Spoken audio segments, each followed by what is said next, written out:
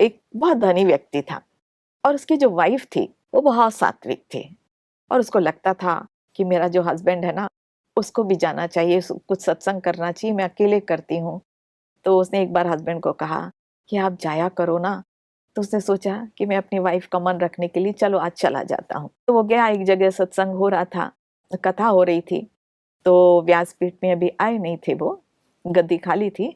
तो जैसे ही सब लोग ने देखा तो सब खड़े हो गए, आइए आइए आइए, और उनको बैठने के लिए स्थान दिया। और फिर क्या, बैठिए बैठिए बैठिए, व्यासपीठ से कथा चालू हो गई।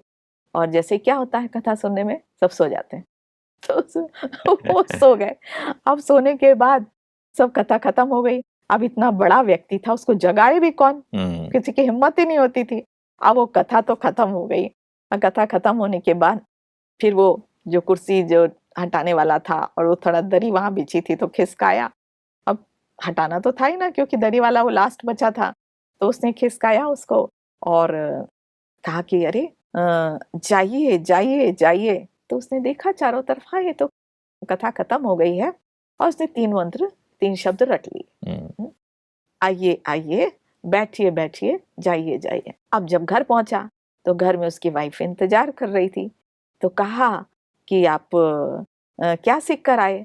तो बोले आज मैं 3 शब्द सीख कर आया हूँ, वो ये मंत्र है मेरे लिए, आइए आइए, बैठिए बैठिए, जाइए जाइए। तो उसकी वाइफ मन ही मन हंसने लगी कि जरूर आज पूरे टाइम सोए होंगे।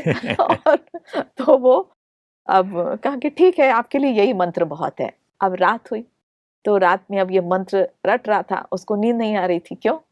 क्योंकि क्योंकि प्रवचन में सोए हुए सो थे। कर आया था कि एक चोर घुसा उसे।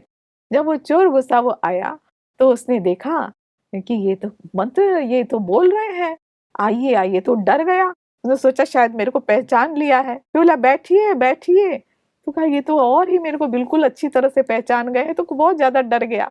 फिर बोला कि जाइए जाइए जाइए। वो आकर हाथ जोड़ने लगा, मेरे पास जो धन है वो भी ले लीजिए सेठ जी, मेरे को जेल में मत भेजना। तो हैरान हो गया, बोले ये मंत्र इतनी जल्दी सिद्ध हो गया, मैंने तो सोचा ही नहीं था। दूसरे दिन अपनी वाइफ से बोलता है, तुम सही कहती थी, सत्संग जाना ही चाहिए, सुनना ही चाहिए, कितना फायदा होता है। देखो ये जो मंत्र है इससे इतना फायदा हो गया।